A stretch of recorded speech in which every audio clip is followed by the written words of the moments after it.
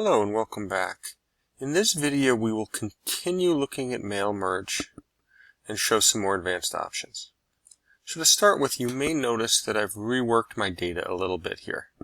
I have changed the grades a bit so I now have a wider range. I have several students who are failing all the way up to a student who has an A.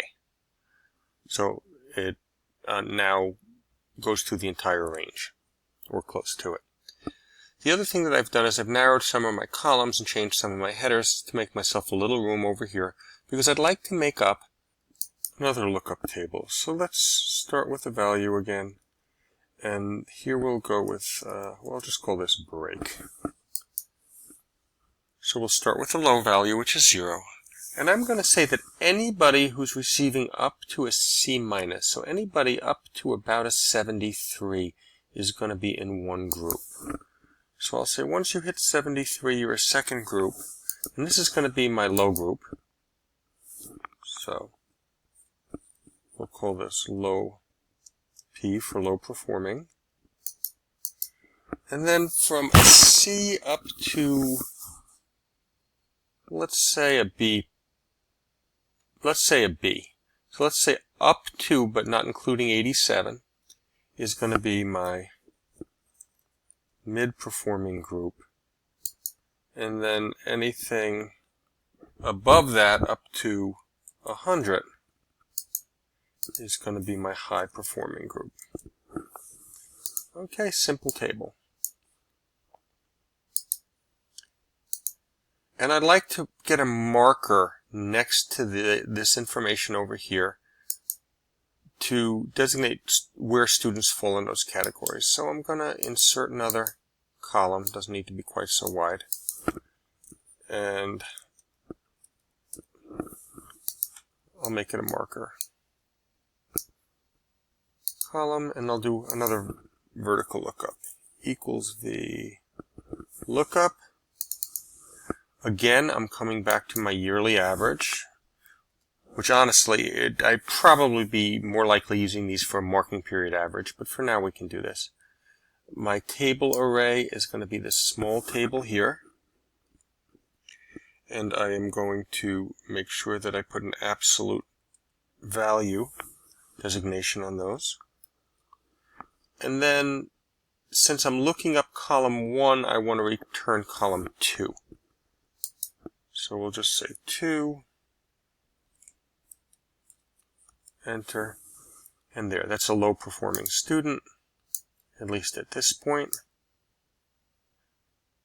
We have a lot of mid-performing students. Oh, I see what happened. This 100 is much too high. What I'm really looking for my third breakpoint is 87. Because they never reached that. And now you can see I've got some high-performing students from B+ on up. They'd be marked as high-performing. Okay, now I'm done in Excel, and I want to take a look at these 3 Word files. I made 3 letters to parents, and the first one was for low-performing students. So they all start the same: dear parent or guardian of, first name, last name. I'm going to substitute here. I am writing to inform you that their first name is doing a certain type of job, and I would like to meet with you regarding their work. Now the other 2 letters for medium performing students and high performing students are almost exactly the same, except the final sentence is different and the type of job they're doing, the descriptor we're going to use here, is going to be different. So very similar letters, but we're going to customize them a little bit from the Excel sheet. Let me take a quick look at the high-performing student. It's the same thing, except this is going to be an excellent job, and tell them to keep up the good work. Okay, so let's go back to Excel. I'm going to need a descriptor here, which I don't yet have. So that's not going to be too hard to do. I'm just going to add it to my lookup here. Descriptor. And for a low job, I'm going to say poor. Good job, excellent job. And we're going to have to bring that information across here as well.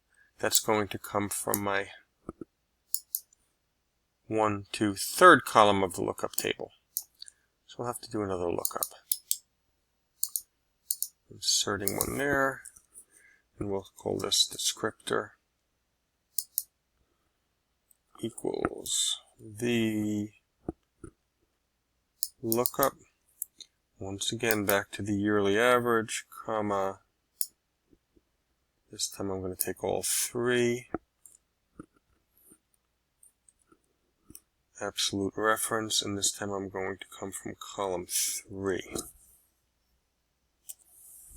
So there you go. My descriptor is there. And now everyone has a descriptor. And now I can come back to my Word documents. Let's start with the low performing one. I'm going to go to mailings. I'm going to select my recipients for mailings, an existing list.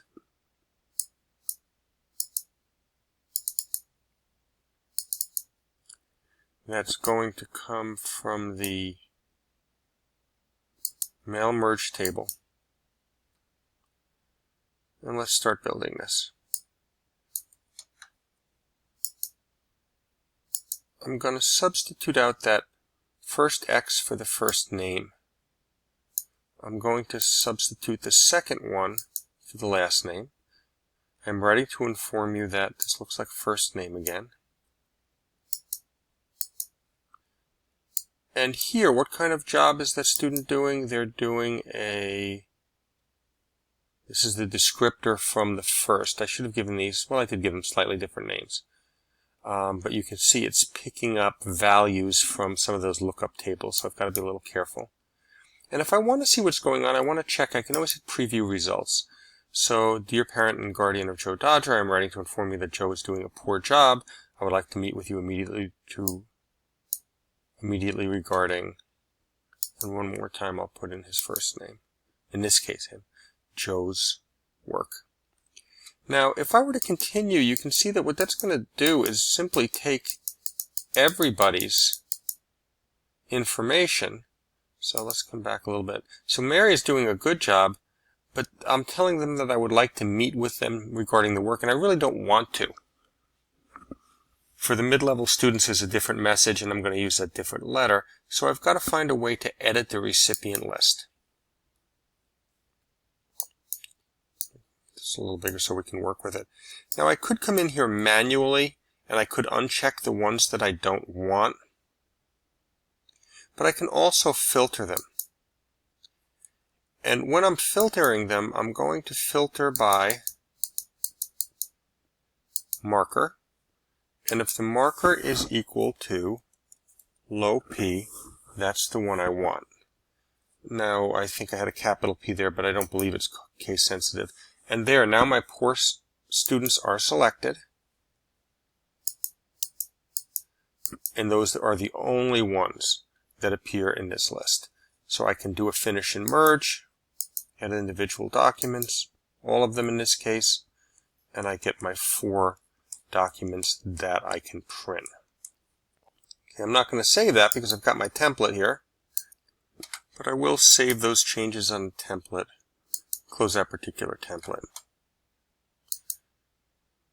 Here we go. I'm going to come to my medium document. Let's look at that again. Now, there's nothing here for me to mail merge this with because I haven't yet selected the recipients for this document. Because it's a different document, I'm going to have to do it again. So I'm going to use that existing list. I'm going to go find it. I'm going to select the table with the correct information. That will bring that section of the menu to life. And I can continue on here. First name, last name, first name.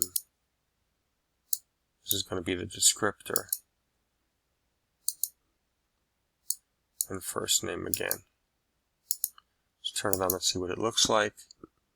Oh, well right now it's pulling everybody again. So I'm going to have to edit my recipient list, go to filter. And if you've been thinking, like I've been using this marker, if you've been thinking that I could just as easily sort by the descriptor, you're right. since there's a one-to-one correspondence, one marker always equals the same descriptor, I could have left one category out and done it with a descriptor. Let's say for a moment I don't want to.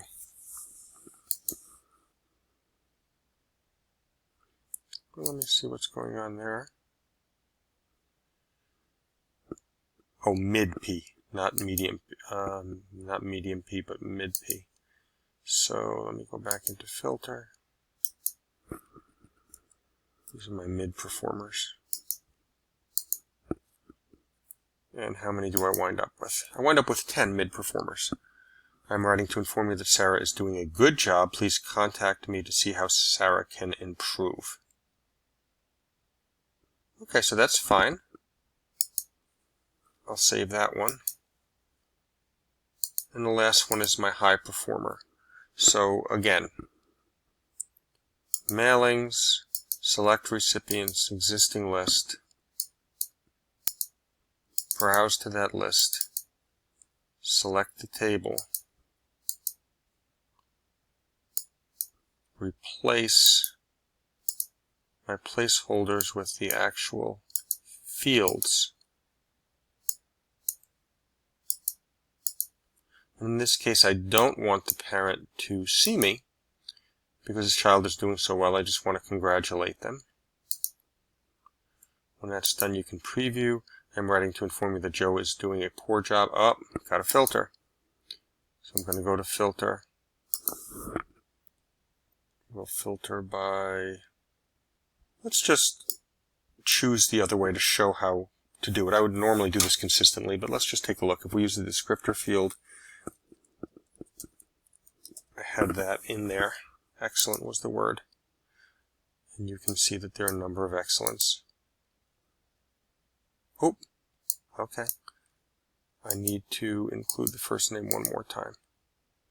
Now, something I've been using up here but haven't been clear, if you use the arrow right adjacent to the box with a number, you can page forward one at a time or back one at a time. If you use the arrows outside of those, it jumps you to the last record and back to the first record.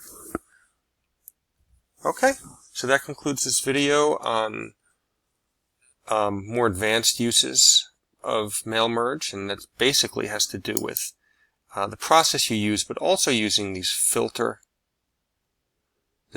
option in here. You can also, there's also a sort option. We did that in Excel, but you could have sorted this data if it was unsorted. So I could have come in here and said, you know what, I want to sort them by yearly average in descending order, so highest on top. Let's take a look at that. Well, Randy Zevon now comes up first, Roger Lee, Elvis, and Joe Smith. And if I do the same thing, you can see in here that, slide over a little bit, Randy does have the 96. And if I were to order these by grade here,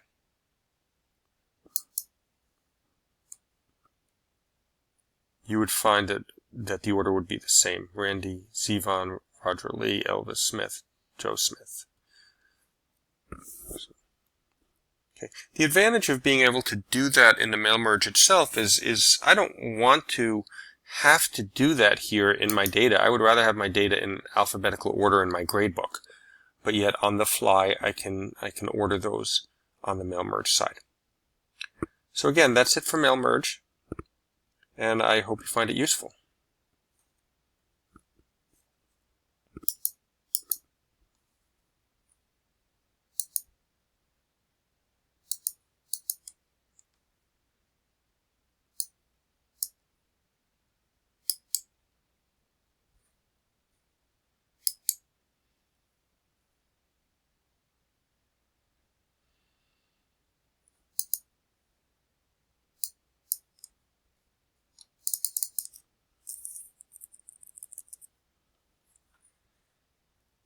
Stop, you're pissing me off now.